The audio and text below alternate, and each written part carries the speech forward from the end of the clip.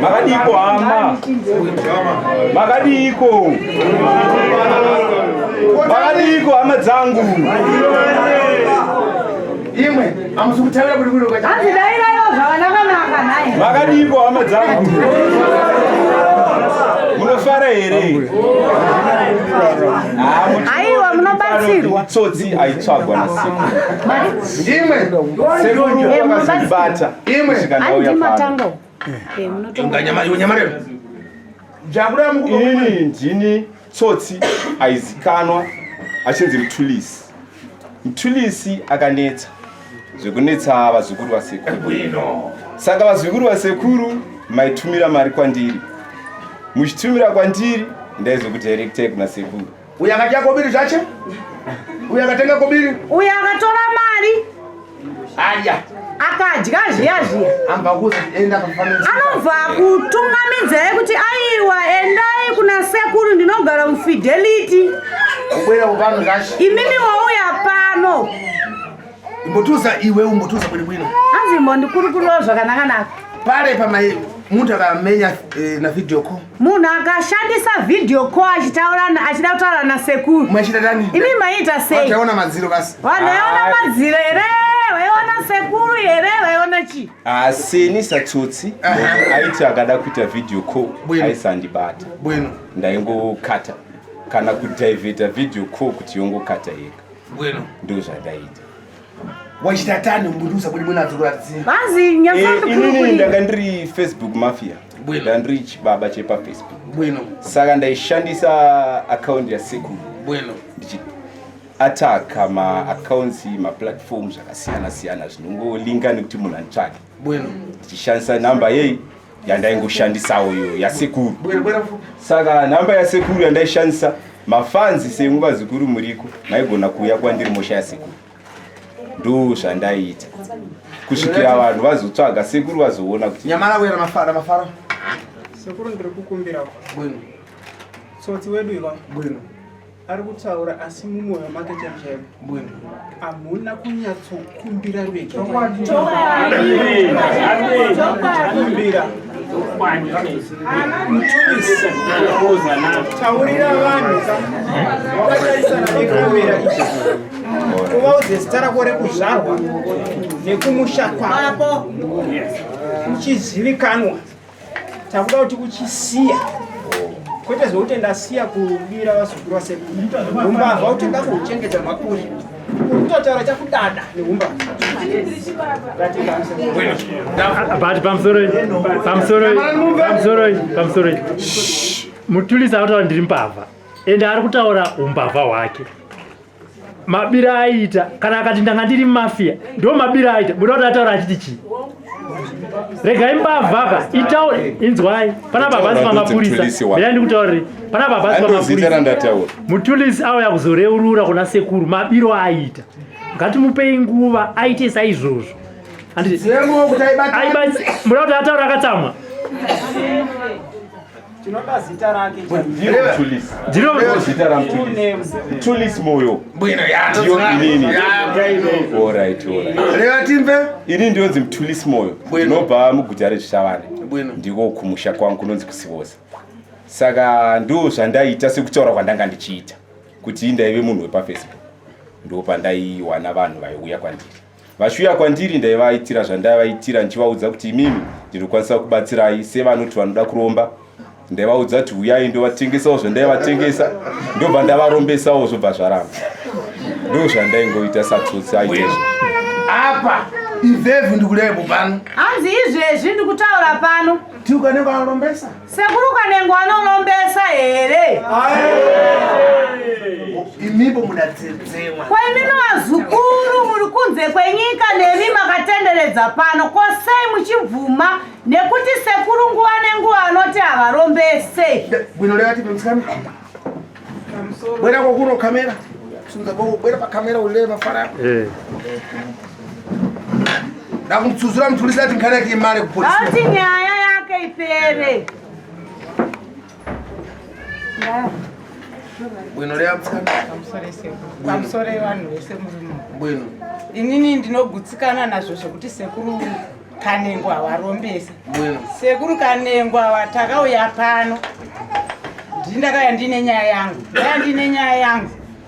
Sekuru Kanengo akandipa tsamba yekundobata waro yekumusha kwangu. Tanobata waro wakaramba. Tikadzoka futi pano Sekuru Kanengo akatipa tsamba yekuenda kwashe. Yekuti endai netsamba yemundopa Ishe. Akupai mupurisa mufambe nemupurisa. Ndokubva tapiwa tsamba nasekuru ndobva tandopa Ishe. Ini ndindakapa Ishe.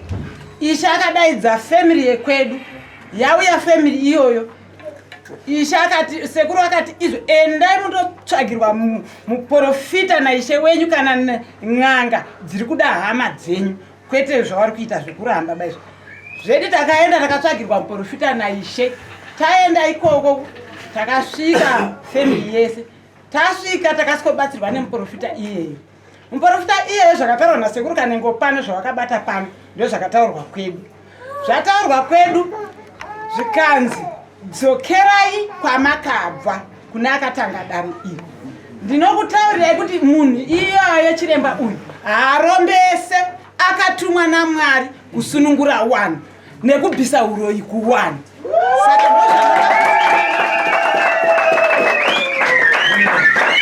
Wewe utano waitera Mthulisi uchida kuromba. Zvanzi kosei maitera sekuru Mthulisi. Sekuru Mthulisi. Vachirombesa. Bwino, iyo tuzi waichita tano watu. Waita sei. Waitendeza tano. Waivatenderedza sei.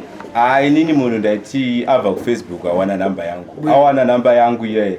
Inini ndaiziva zvinoitwa n'anga. Bwino. Saka ndomutauro wandaita ndichimusofta ndichimuudza kuti inini mari yangu haina ropa. Bwino. Saka yangu isina ropa inouya mbama.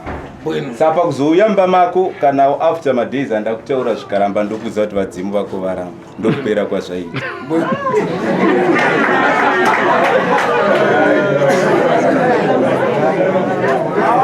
Ukumvatani sinai.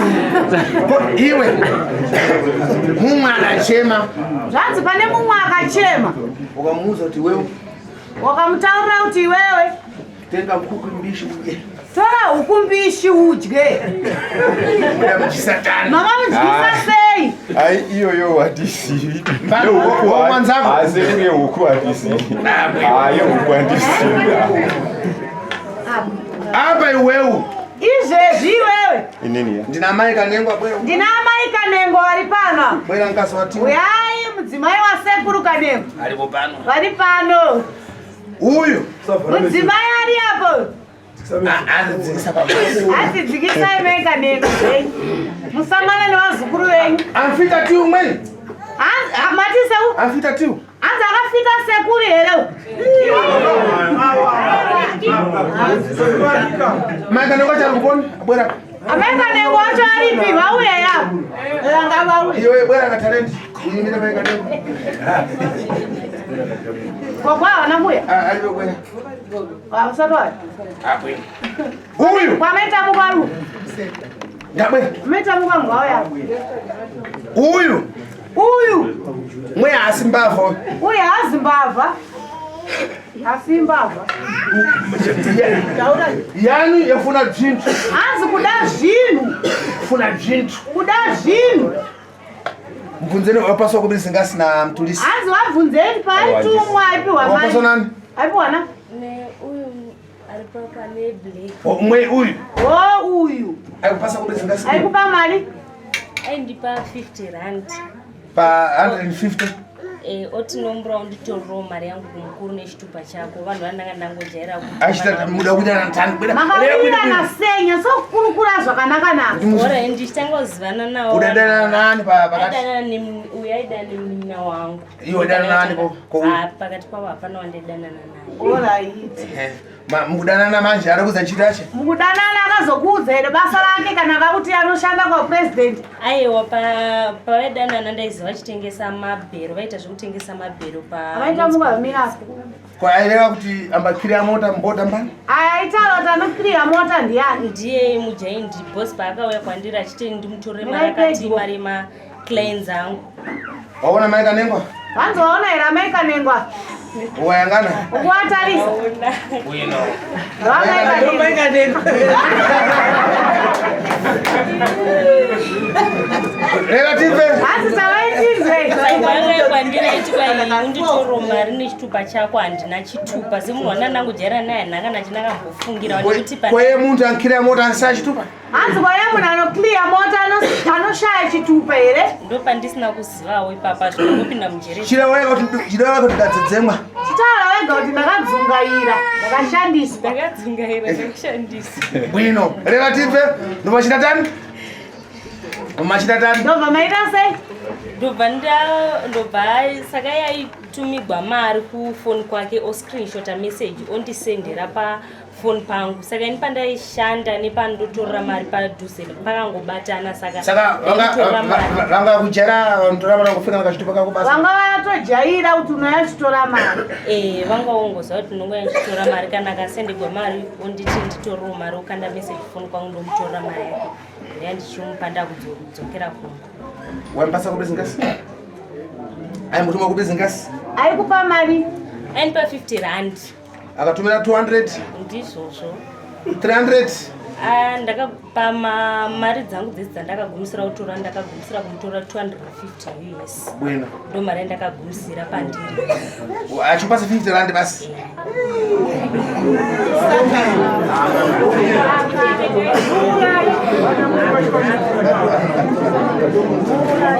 Saka apa izvezvi? Hanzi izvezvi. Iwe Mthulisi. Mthulisi. Unza tani vantu mafana. Unoudza kuti kudiko kuvanhu. Nemangu materi kupongwe. Nedzimwe mbavha zvekare kunzou. Vachazoda kupinda mazviri. Seni zvangu. Kune nyamana timve Mthulisi ati. Sekuru Kanengo kureva Mthulisi. Ine ndoda kutaurawo kuti kana uri tsotsi urimo mukati momo haufaniri kuita chitsotsi kuna Sekuru. Ende inini chitsotsi chakazondiita kuti ndizopfidza kusvika pandiri nhasi. Saka chitsotsi ndakuda kuchisiya asi ndichada kuzobata matsotsi ematsotsi acho. Ndichiuya nawo pana Sekuru.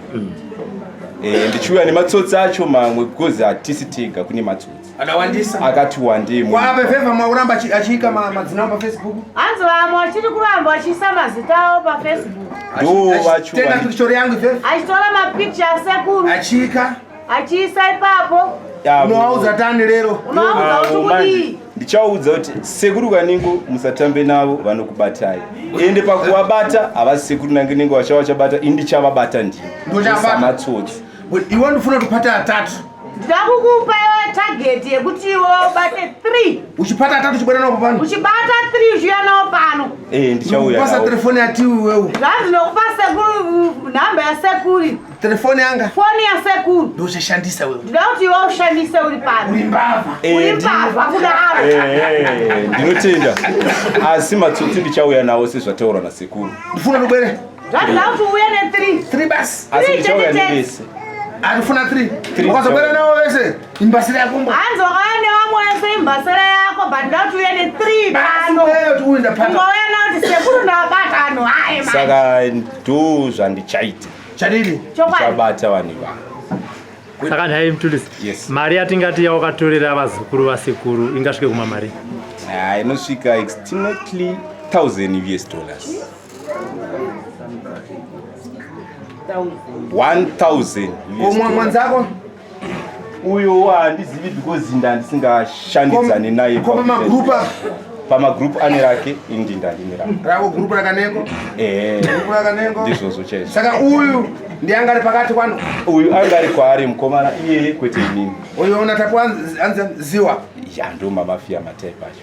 Uyu ziwa angasingadziwa pomwe kuti angasina chaiziva. Waimuza nyisha chote chani. Maimuza ndenda kasarei kundipa mari andikutumira. Inini sa munhu aitengesa zvinhu zvandaitengesa ndaigona kutumira munhu mari ndomuti ndigrace sa ndaigona parivhesi ndaiwisa kwaari kana kungoudza munhu ari kudawo zvimwewo zvandinowana ndichimupa ndaingoti chinda unotora mari iyi iuye kuno. Saka lero wasiya mashi. Inini chitsotsi ndasiya. Fugama pa ukumbirire kwadzura. Uchireyoti adzura wangu pasoro ndasiya fit. Umbavha ndachara fit manje. Vazukuru vasekuru.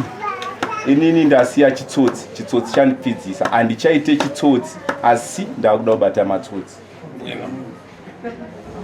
Saka ndikupasa ntchito yokupata matereko. Zvanzi saka ndikukupa basa rekubata mpavha. Ndinozvikwanisa. Impano ndikuwapata nawapata. Zvanzi inini kubata ndinobata. Iwewe. Asi ndinobata. Asi ndada kuti iwewe. Ndiribe kukuuza kuti musoso ndisanda kukata.